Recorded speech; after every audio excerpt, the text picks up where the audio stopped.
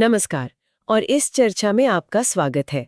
आज हम बात कर रहे हैं युवाल नोआ हरारी की बहुत ही मशहूर किताब सेपियंस, मानव जाति का संक्षिप्त इतिहास पर। जी हाँ, ये किताब लाखों साल का सफर तय करती है, अफ्रीका में हमारे पहले पूर्वजों से लेकर आज तक। और हम कोशिश करेंगे कि इस किताब के कुछ सबसे अहम सोचने पर मजबूर करने वाले विचारों को समझें, वो बातें जिन्होंने हमें वो बनाया जो हम आज हैं। बिल्कुल, और ये समझने की भी कि इतिहास असल में काम कैसे करता है। तो चलिए शुरू करते हैं। हाँ, तो सबसे पहले मानव इतिहास में एक बहुत बड़ा मोड़ आया, करीब 70,000 साल पहले, संज्ञानात्मक क्रांति। जी, सोचने के तरीके में बदलाव। ये सिर्फ औजार बनाने से कहीं ज्यादा था, है ना? जो बात मुझे सबसे ज्यादा दिलचस्प लगी वो ये कि सेपियंस ने उन चीजों के बारे में बात करना शुरू किया जो असल में है ही नहीं। जैसे मिथक, देवता, राष्ट्र, यहाँ तक कि कंपनियां। किताब में वो प्यूजो का उदाहरण है। बिल्कुल सही, और यही वो आप कह सकते हैं खासियत थी जिसने सेपियंस को अभूतपूर्व ढंग से और बहुत लचीले तरीके से बड़े पैमाने पर सहयोग करने लायक बनाया। अच्छा, दूसरी मानवों से ज्यादा? हाँ, जैसे चिंपांजी या निएंडरथाल, वो छोटी टोलियों में तो सहयोग कर सकते थे, पर सेपियंस हजारों लाखों अजनबी, वो एक साझा कहानी, एक विश्वास के आधार पर एकजुट हो सकते थे। चाहे वो कहानी किसी भगवान की हो या किसी देश की, या जैसा आपने कहा प्यूजो जैसी कंपनी की, जो असल में तो सिर्फ हमारी मिलीजुली कल्पना में ही है। इसी से फिर सांस्कृतिक विकास बहुत तेज हुआ।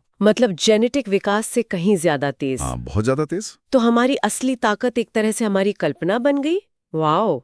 अच्छा, फिर अगला बड़ा पड़ाव आया खेती। करीब 12,000 साल पहले कृषि क्रांति। हम इसे अक्सर तरक्की मानते हैं, ज्यादा स्थिर जीवन, सुरक्षित, पर क्या ये सच है?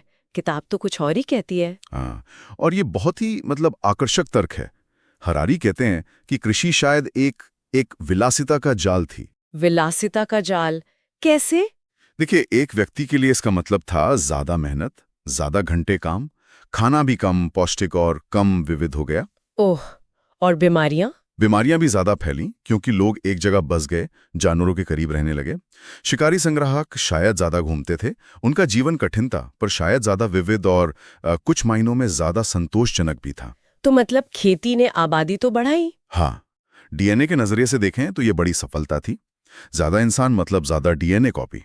लेकिन एक आम किसान की जिंदगी, वो शायद ज्यादा मुश्किल हो गई। बिल्कुल, भविष्य की चिंता बढ़ गई, बारिश होगी या नहीं, फसल कैसी होगी, ये सब तनाव शिकारी संग्राहक को शायद कम था। ये तो पूरी सोच ही पलट देता है, जिसे हम प्रगति की सीढ़ी समझें। वो शायद एक जाल था।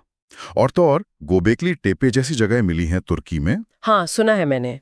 वो दिखाती हैं कि शायद बड़े बड़े निर्माण शायद धार्मिक कारणों से खेती से भी पहले शुरू हो गए थे। क्या बात है! तो ये जो कहानी है कि पहले खेती आई फिर समाज बने, बिल्कुल, ये उतनी सीधी नहीं है। बिल्कुल नहीं, ये और भी पेचीदा है। अच्छा, तो अगर हम इन कल्पित कहानियों पर विश्वास करके ही बड़े पैमाने पर सहयोग कर पाए, चाहे वो खेती से पहले हो या बाद में, तो इसका समाज पर क्या असर हुआ? इसी से जटिल समाज बने, शहर बसे, बड़े बड़े साम्राज्य खड़े हुए।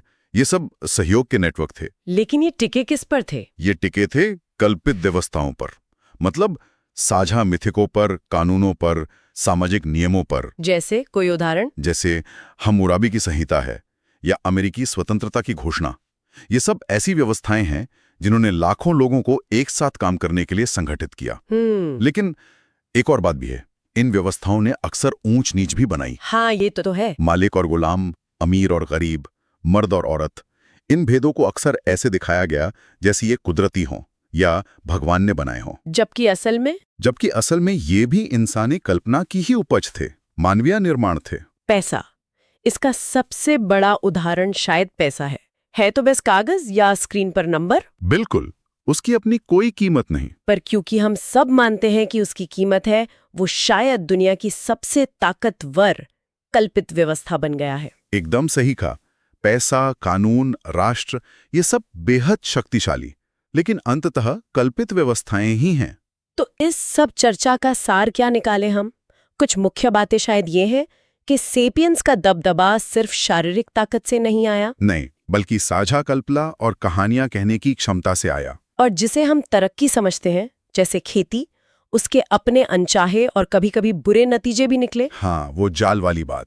और जिन ढांचों में हम आज जी रहे हैं, हमारे कानून, हमारे देश, हमारा पैसा, ये सब ताकतवर हैं, पर है हमारी मानी हुई सच्चाइयां, बिल्कुल। हमारी कल्पित वास्तविकताएं जो हमारे साझा भरोसे पर टिकी हैं। और यहीं से एक बहुत गहरा सवाल उठता है। क्या ये देखते हुए कि हमारा पूरा इतिहास ऐसी कल्पनाएं बनाने और उन पर यकीन करने का रहा है जिन्होंने हमारी दुनिया को शक्ल दी है, तो आज कौन सी ताकतवर कल्पनाएं हैं जो हमारी जिंदगियों को बना रही हैं? पैसा तो है ही, राष्ट्र भी, कंपनियां, मानवाधिकार भी, ये सब शक्तिशाली कल्पित व्यवस्थाएं हैं। सवाल ये है कि भविष्य में ये हमें कहां ले जाएंगी? ये सोचने वाली बात है, बहुत गहरी बात।